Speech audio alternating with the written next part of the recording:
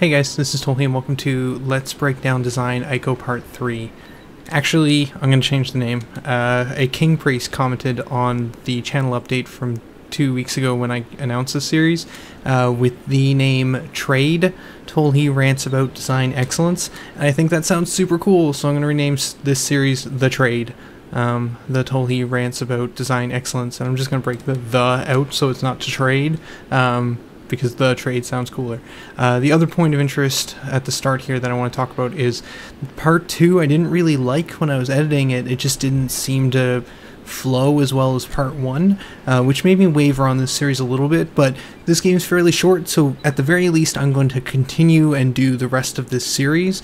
Whether or not I do more of these is questionable because I don't know if this format works very well, but I'm going to continue forward. One thing I am going to do with this one though is, in the previous two parts I tried to just ramble/rant my way through the entire thing, just laying out thoughts and ideas. I might try and chop this one up more if I don't like how I describe something. Then I might just do a cut and reshoot a part of it or rethink a puzzle, and I think that might just work out better rather than attempting to do it all in one take. I don't know why I felt I needed to do it in one take. It just seemed cooler or more real, I guess. You want to come up here? Let's go. Come on. So we just got finished with the trolley area, and I came to the realization near the end of Part 2, which I really almost felt like reshooting Part 2 when I had this realization, but the whole last section of the game was really about experience. There was very little puzzle, and it was much more about the experiences leading the player. And I mean, that's most of this game, but the last section was really more about showing a lot of this visual connectivity of the world. When we run into this next area, though, we get another tutorial on jumping across ledges. And I say another because when I first saw this area, I thought, okay, well, this is the first time they're teaching us about jumping from one platform to another. But it's not. We actually had to jump from the ledge on top of the cage to free her a while ago as well. I had a little trouble doing it there, but if you try and just like walk off, you can fall down here, which is just a little area so that if the player fails at that, to realize that they need to jump, because they were taught about it back on the cage, but that was like a while ago, so I feel like this is a quick refresher done on this small ledge here that's like, okay, you can fall off and you land down here, and the only place you can go is out on this little ledge, which you can climb up, and then you have to make this jump. So if you fail the first jump, you land safely, so the player isn't really punished by that, because they may not have remembered that they can jump across ledges, because I didn't. When I first came up here, I just ran forward and ended up falling. Partly, I think, when I played through this the first time, I just didn't notice the ledge. It wasn't super obvious that that was what was going on. So failing, you fall down, but then you have to jump across. So it's really just another... sad face.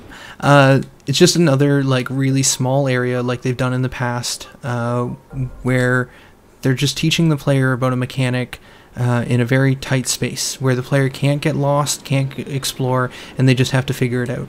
And I mean, this is something that I've talked about a few times, and it's something I'm going to continue to talk about. They teach the player in a safe environment so that when they go to do something a little more complex, the player already has that base concept. And there's nothing confusing about it. It's literally you just have to move forward, so you have to figure it out. You just learn that you can jump ledges, which again the player has already learned before, so this is really just a refresher. Come on, I want to get past this part. No? What if I stand here? There you go. And we are on the other side. So, small little area there, meant to refresh the player on jumping, and then we get over here, where we see a switch. So, switches are good. We know that switches do things. In the last puzzle room that we were in, we knew that that opened up a door. The only thing you can do is try and jump up onto this railing, which looks like you can crawl across.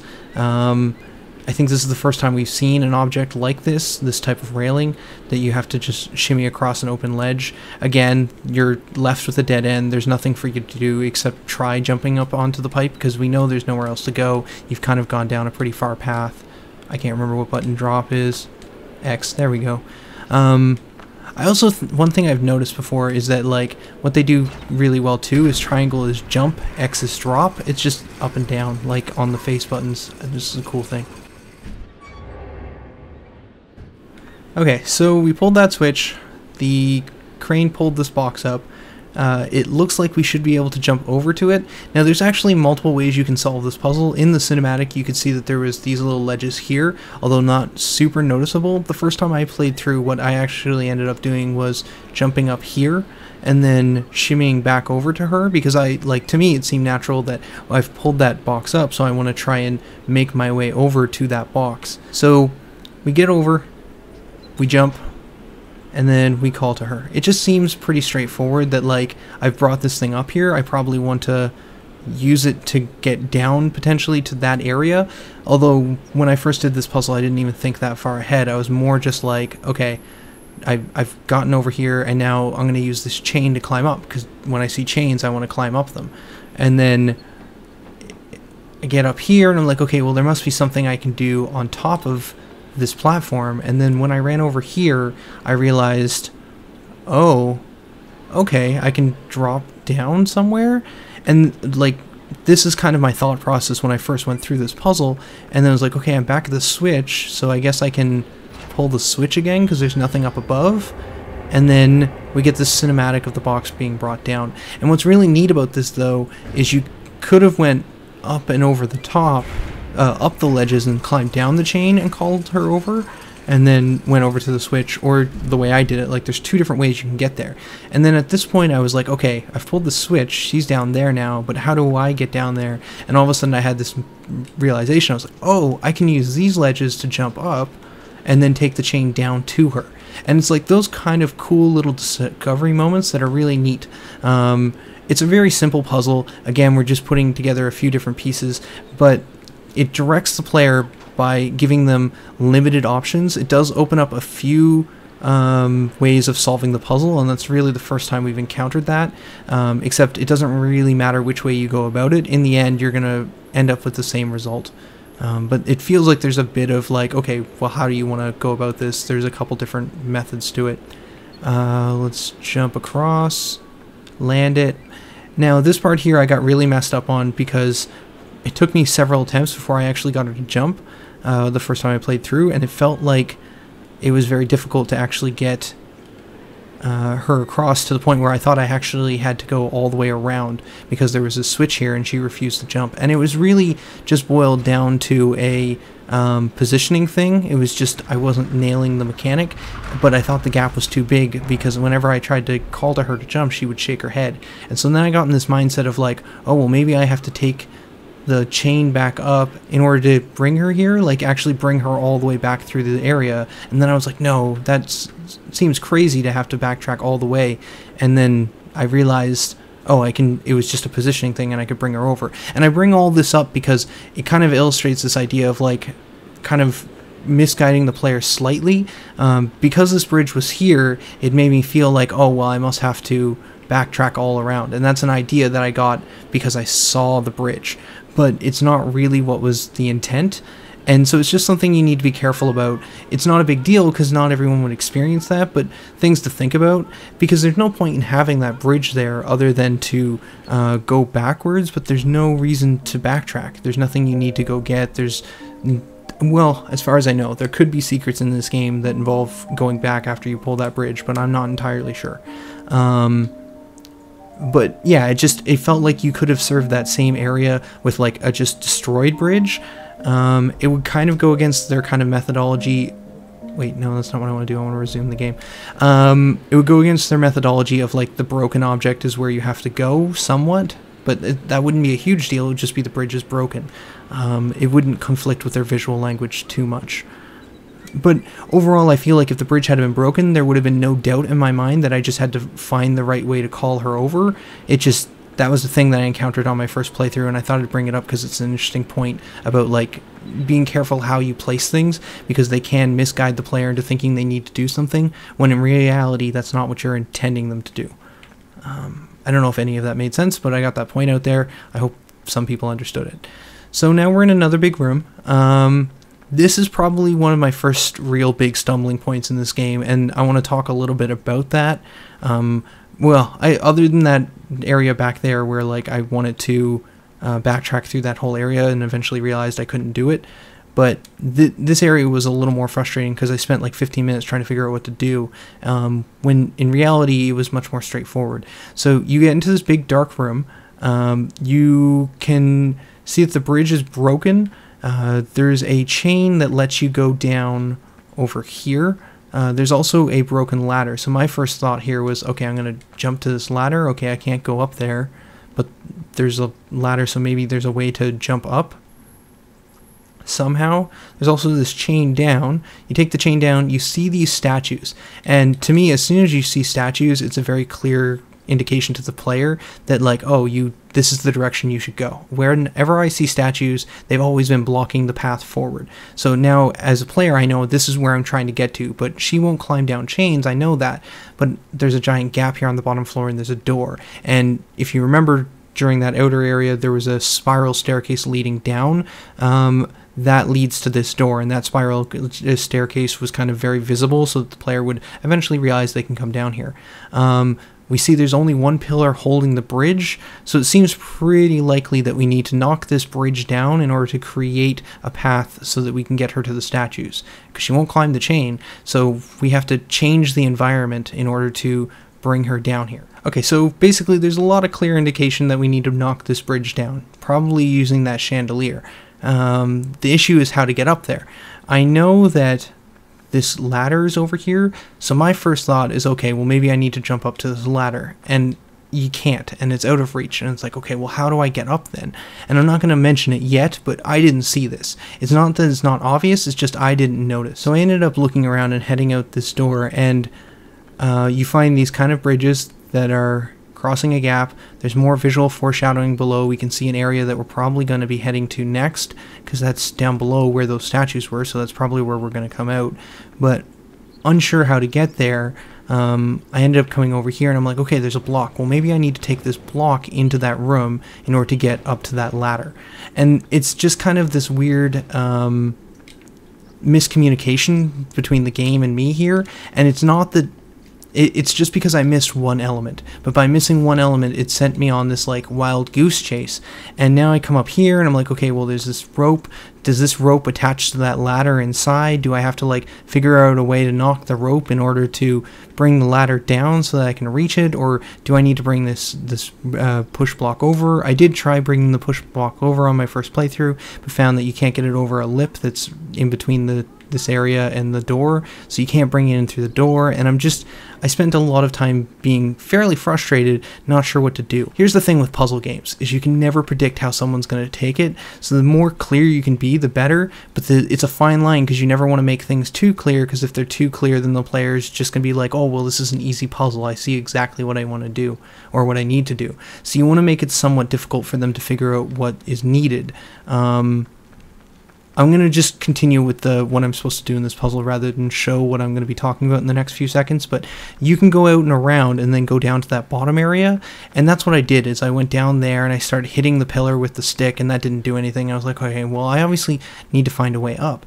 And over here, you'll notice a stepping block. I didn't notice this for a while, but this kind of leads to the indication that you can jump up, and then these windowsills are actually areas you can climb.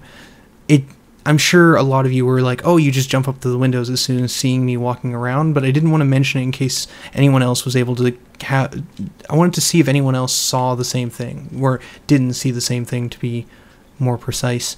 So those windows caught me off guard, and the real issue here is not so much the windows, but the size of the space.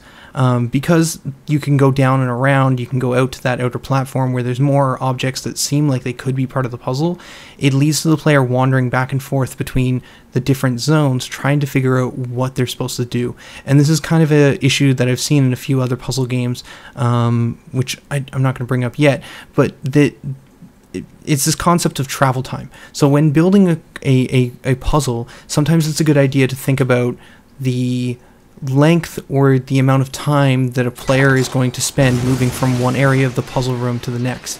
And if the length of that travel time is too long, it could make the entire experience frustrating for the player, because they spend most of their time looking for what they're supposed to be doing, but not actually in the area where they can find it.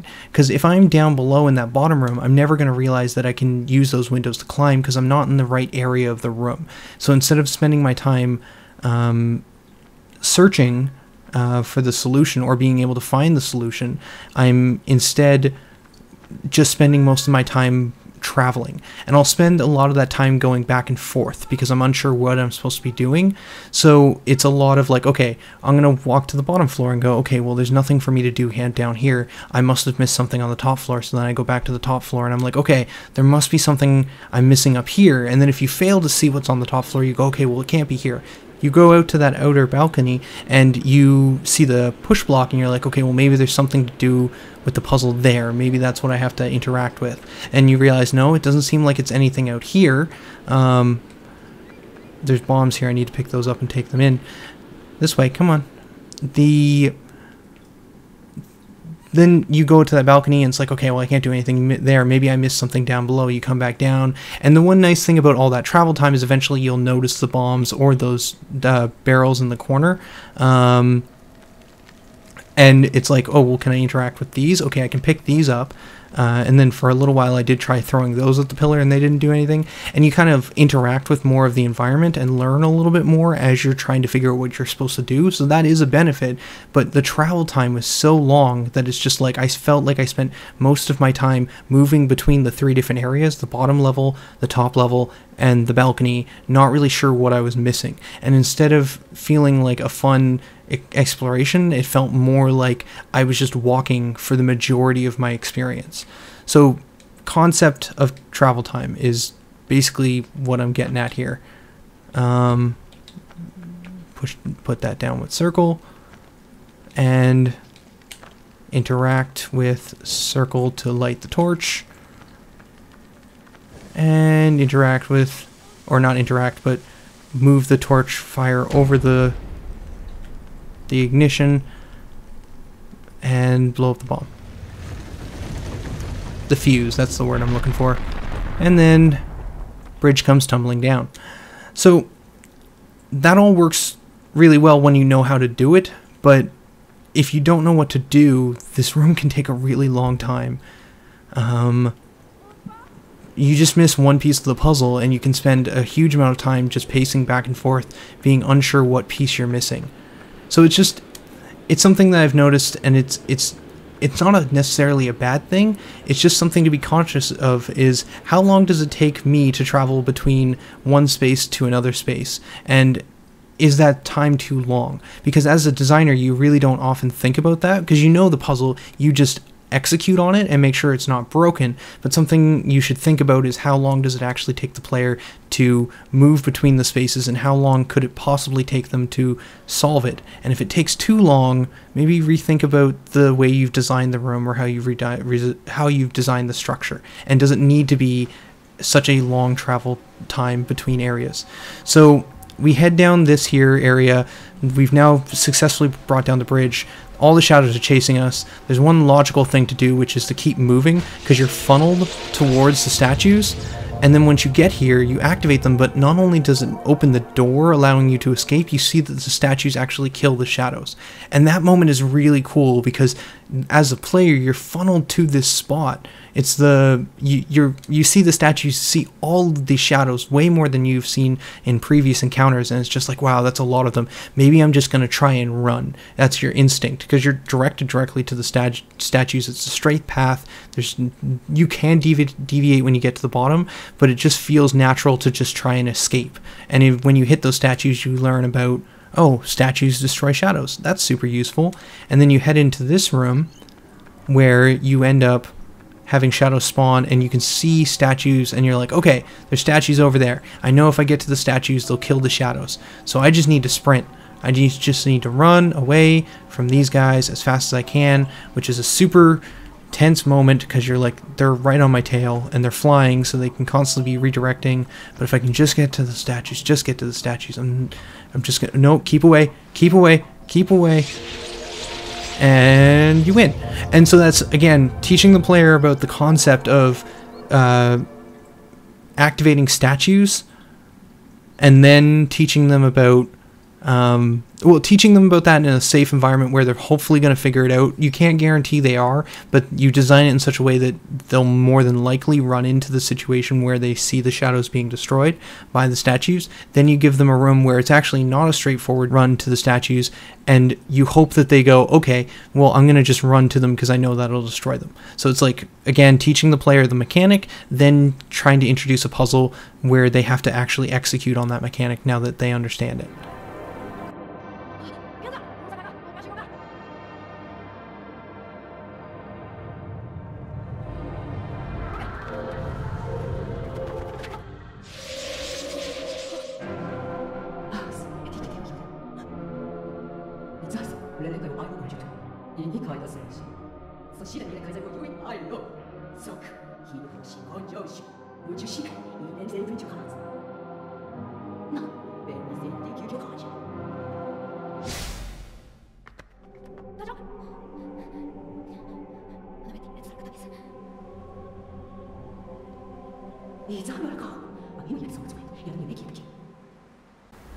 Okay, so cool story moment. Basically still trying to leave, but now we have some context about the situation, a little more understanding. Yeah, just really good. It's a good story. It's an interesting mystery that you're slowly revealing the pieces of. Here we get this area where there's basically a dead-end gate. There's also a save point there. There's these little things that look like basically handles, so it leads to reason that you're going to try and grab them and pull them. Up to this point, it's possible that you could have solved most of the puzzles just by pushing the blocks. So this one here is also kind of... I really like this one particular statue because you see the rock on the other side is blocking you from being able to push. So you should by now know that you can push and pull, but on the off chance that you've never tried pulling, that one rock is guaranteeing that the player figures out that they can pull as well as push. It's a little tiny thing, but I like that touch. It could have just been decorative, but that's how I'm looking at that, and I think it's really cool that they added that piece. Again, not necessary. Most people aren't going to run into an issue where they don't realize that you can push and pull, but the fact that there's a little spot there that requires you to pull, I like it. So torches light. As we were moving through the last room, you would be able to see that there was a ton of torches lining the previous pathway as well. It's possible the player may not have noticed that as they were running for the statues, but at that point there's nothing else to do but backtrack. And when you enter into this room, you see, okay, the torches are lit, something has changed, something's different. You see a barricaded door on the left. As you explore around, you'll find bombs. At this point, you already know this puzzle. It's like, okay, well, I've backtracked to this room because I ran through it pretty quick. It makes sense to look through it and a little more thoroughly at this point. You come across bombs and a broken door, and the fact that you just lit some torches, it kind of makes sense. Okay, maybe I need to blow up this area. There's a bit of a leap there where you have to figure out that you have to actually pull the torches to light them, but that's not that big of a leap for the player to figure out, because there's nothing else to do in this space other than try those pulls. And it's honestly, during the cutscenes, you can see them, and as you explore that environment, it becomes pretty straightforward that it's like, oh, these look like handles. Can I just push this? You try it and you figure it out. It's just good design of the art more than anything to make those objects look like things that you can interact and pull and push. And then we enter into the next section, which is probably my least favorite in the entire game. Yeah, I'm going to leave this next area for next time, though. I'd like to have a fresh start when I talk about it. So we're going to save, and we're going to leave it here. For now, this is TheTolhe signing out. Later, guys.